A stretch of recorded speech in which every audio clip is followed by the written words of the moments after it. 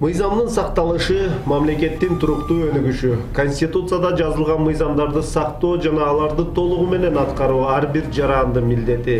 Кийинки кезде Кыргызстанда коомчулуктун тынчын алган, кыйла кооптондурган, жалпы элдин кызыкчылыгына кайчы келген көрүнүштөр орун ала баштаганы жашыруун эмес. Алар мыйзамсыз жана негизсиз айрым күчтөр тарабынан өткөрүлүп жаткан митинг-пикеттер.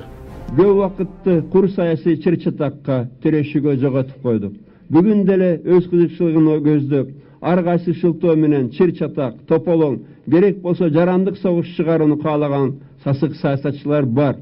Аларга алданып, ээрчип кеткендер да аз эмес, өзгөчө жаштар. Америка Кошмо Штаттарында түрдүү нааразычылык акцияларга куралчан чыккандар 10 жылга эркинден ажыратылат. Ал эми жолдун кыймылына тоскоол жараткандарга 3000 АКШ доллар айып салынат. Массалык жүрүштөрдү уюштургандар 40-45 күн мурда бийлик менен алдын ала макулдашуулары керек. Ал үчүн расмий түрдө мамлекеттик казынага 300 АКШ доллар төлөйт. Ал эми Улуу Британияда митинг-пикеттер атайын каралган аянттардан тыш өткөрүлсө, уюштуруучуларына 400 фунт стерлинг айып салынат. Эгер аталган өлкөдө массалык акциялар күч колдонуулар менен агрессиялык маанайда өтсө жана айрым жарандардын мүлкүнө зыян алып келе турган болсо, уюштуруучулар 2000 фунт стерлинг айыпка жыгылат же 5 жылга эркинден ажыратылат. Россияда жүрүштөр, митингдер, пикеттер жана демонстрациялар мыйзам бузуулар менен өтсө, алардын уюштуруучуларына 1000 рубльдан 2500 рубльга чейин айып салынат. Ал эми алардын катышуучуларына 500дөн 1000 рубльга чейин айып каралган. Эгер нааразычылык акциялар коомчулуктун жашоо турмушуна тоскоол жаратып, катышуучулар тарабынан орой сөздөр айтылса жана жарандардын мүлкүнө зыян алып келүүчү көрүнүштөр коштолсо, катышуучуларга 500дөн 1000 рубльга чейин айып салынат же 15 суткага камакка алынат. Жапониянын мыйзамдарына ылайык митингдер өзүн билемдик менен өткөрүлсө, айып 50 000 иенди түзөт. Мыйзамга каршы акцияларды уюштургандар үчүн эң эле көп өлчөмдөгү айыппул Швейцария мамлекетинде каралган. Бул өлкөдө коомдук тартипти бузгандар үчүн 100 000 АКШ доллар айып салынат. Ал эми Кыргызстанда абал такыр башка. 2012 жылы кабыл алынган тынч жыйындарды өткөзүү боюнча мыйзамга ылайык митинг-пикеттерди өткөрүү үчүн жарандарга бир топ жеңилдиктер берилген. Алсак, уюштуруучулар жергиликтүү бийликти жана тийиштүү мамлекеттик органдарды алдын ала маалымдоо менен гана чектелет. Болгону бир гана талап: уюштурулган митингдер башка жарандардын укугун бузбашы керек. Эгер ал талаптар сакталбаса, кылмыштын оордугуна жараша административдик чаралар көрүлөт же ээн баштык боюнча иш козголот. Тосуп турган милицияларга баш ийбестен аларга каршылык көрсөтүп, өздөрүнүн билгенин кылып. Ушундай моменттер, кылмыштар катталды да. Алар да ошол жерден эле жанагы ар бир район, кайсы райондо жанагындай кылмыш болсо милицияга карата ошонун жанагы райондук башкармалыкка чалып, а жерден оператив топ келип, жанагы закон бузгандар, мыйзам бузгандарды алып кетип атты. Эми алгарга барганы менен эми а жерде ушундай бир айып менен чектелип эле сот тарабынан.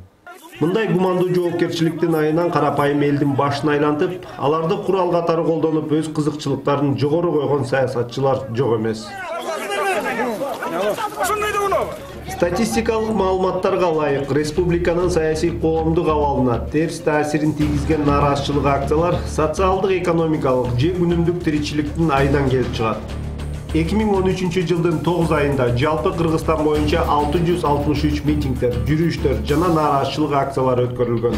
Коомчулуктун көңүлүн бурган акциялардын басымдуусу Бишкек шаарында катталып, алардын саны 382ге жеткен. Башкача айтканда 73,5%ды түзөт. Митингдер, жүрүштөр жана нааразычылык акциялардын себебин айта турган болсок, 396сы саясий көз карашта өткөн. Ал эми 267си социалдык, экономикалык маанайды көздөгөн. Бүгүнкү күндө биз жаштарды курал катары гана пайдаланып атабыз. Күчтүү кадрларды даярдасак, бүгүнкү күндө Кыргызстандагы мындай башаламандыктар, мындай мыйзамсыз, укук ченемсиз иш-аракеттер болбой, бүгүнкү күндө иштелип жаткан же болбосо жазылган, кабыл алынган мыйзамдар канчалык бир деңгээлде, жогорку деңгээлде иштейт беле деген үмүт да. Кыргызстандагы митингдердин өзгөчөлүгү. Көпчүлүк учурда кээ бир адамдар өз көйгөйлөрүн чечүү инструменти катары пайдаланышат. митинг уюштуруу менен коомчулук бийликти коркутуп, өзүнө зарыл болгон нерселерди алышууда. Ошол эле жер үлүштөрүн, кимдир бирөөлөрдү кызматка отургузуу, мыйзам бузгандыгына карабастан тууганын абактан бошотуу, өз бизнестерин коргоо сыяктуу жана башка мисалдар. Аны уюштура турган атайын топтор да түзүлгөн. Ар кыл акцияларды уюштуруу менен бир топ адам гана пайдасын көрөт. Калган катышуучулар алардын куралына айланат. Митингтердин баары эле мыйзамсыз өтүп жатат. Мунун баары чагымчылдык аракеттер деп айтат элем.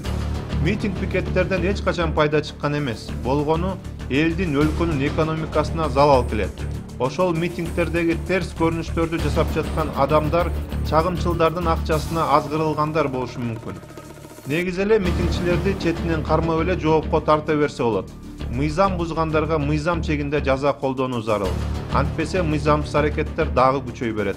Айрым кара ниет саясатчылар карапайым калктын калың катмарын катуу дүүлүктүрүп, мыйзамсыз аракеттерге түрткү берип жаткандыгы абдан кейиштүү нерсе. Жерлерди басып алуу, кеңселерди, акимчиликтерди ээлеп алуу, кең байлыктарды басып алуу, чет элдик инвесторлорду коркутуу, деги эле жарандардын жеке менчигине карата укугун тебелеп тепсеп, кол салуу дүйнөлүк коомчулуктун алдында уят көрүнүш. Күнтөрдү шылтоо кылып, жолду бууп, губернаторду барымтага алып, мамлекеттик имаратты басып алууга аракеттенип, аягында жада калса асфальтка бензин төгүп жолду өрттөгөндөрдүн максаты.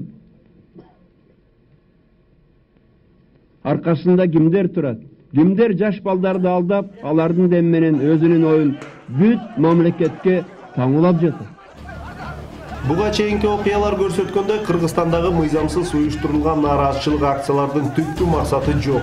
Мамлекет түптөп элдин кызыкчылыгына иштеген демократиялык институттарды калыптандыруу бир күндүк, бир жылдык, ал тургай 10 жылдык дагы иш эмес. Айрым мамлекеттер демократиялык коом курууга кылымдарды сарптаганын тарыхтан улам жакшы билебиз. Ошондуктан мамлекетибиз укук жолу менен ыраттуу өнүксүн десек, мыйзамсыз митингтерди четке кагып, жаркыраган жакшы турмуштан үмүт кылсак, ачууга алдырбай, куру сезимдерге жеңдирбесек.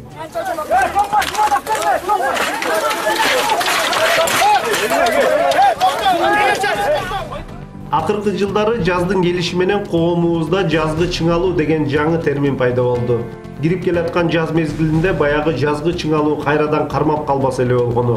Бүгүнкү күндө эл айрымдардын кызыкчылыгын көздөгөн митинг пикеттерден тажап бүттү. Эми элдик бийликке жалпы журттун кызыкчылыгы үчүн демократиялык нуктагы реформаларды жүргүзүүгө мүмкүнчүлүк берүү убакыты келди. Жакшы турмуш, жаркын келечек, талбаган эмгектин, тынымсыз аракеттин жана тынчтык, биримдиктин, ынтымактын аркасында гана келери белгилүү. Ошондо гана биз жалпы дүйнөлүк коомчулукта Кыргызстан дүйнөлүк цивилизациянын татыктуу мүчөсү болууга дилгир экенин таасын далилдей алабыз.